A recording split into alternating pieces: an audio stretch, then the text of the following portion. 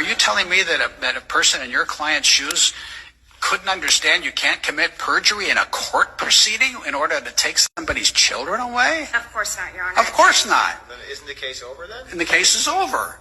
Because Costanich is distinguishable in my view. How in the world Costanich deals with a secondary care, foster care? That's a whole strange thing. It's not a person's real child.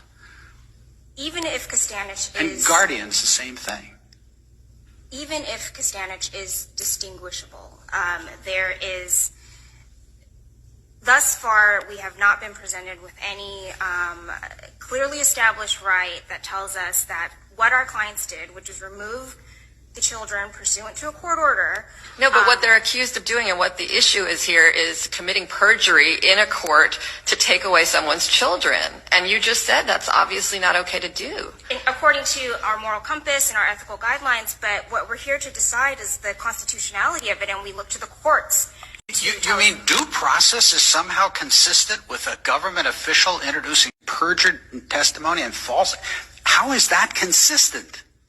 I mean, I hate to get pumped up about this, but I'm just staggered by the claim that people in the shoes of your clients wouldn't be on notice that you can't use perjury and false evidence to take away somebody's children. That to me is mind-boggling.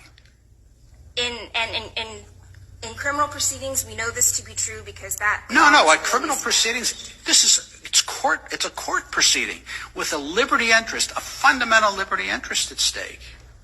And on the reverse side, the state... And you're telling us that these officials who do this all the time couldn't be on notice that you can't commit perjury and put in false evidence. I understand broadly the principle that common sense tells us that lying is wrong and lying to... Yeah, but it's more than common sense. We're not using common sense. We're using the statutes, for example, against this kind of behavior.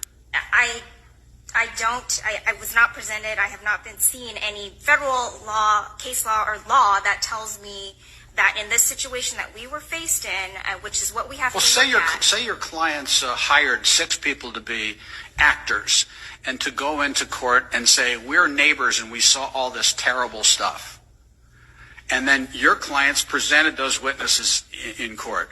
You're telling me that they would have no reason to believe that you can't do that because there was no federal case that says you can't bring actors into court to swear falsely against somebody. But again, here we're appealing to sort of a broader definition of what is a clearly established right. I mean, we have to find the clearly established right in the context that our social workers were presented with, which was they were faced with a court order. Again, I cannot even believe for a microsecond that if a case were